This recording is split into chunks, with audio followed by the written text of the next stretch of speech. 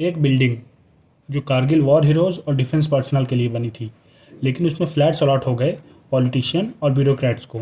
ये है आदर्श housing society scam. आइए देखते हैं इसकी कहानी।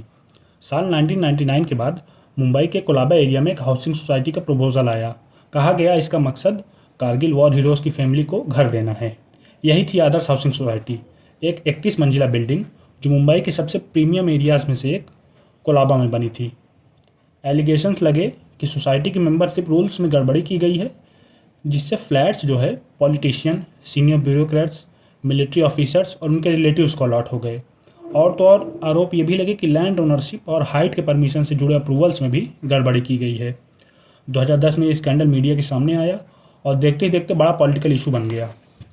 2011 में महाराष्ट्र सरकार ने एक जुडिशियल कमीशन बैठाई और 2013 में उस कमीशन ने रिपोर्ट सौंपी। कमीशन ने अपनी रिपोर्ट में 25 फ्लैट्स को इलीगल अलॉटमेंट्स बताया।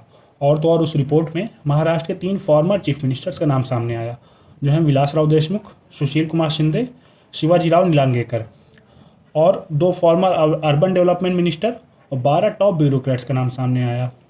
यहाँ तक ही नहीं, इस रिपोर्ट में महाराष्ट्र के तब के करंट सीएम अशोक चौहान का नाम भी सामने आया, जिन्होंने इस आरोपों के चलते 2012 में इस्तीफा देना पड़ा।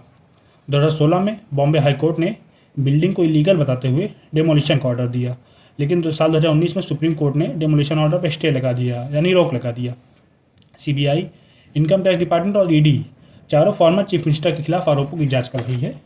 ये केस अभी फिलहाल कोर्ट में है और इसका कोई फाइनल जजमेंट नहीं आया है।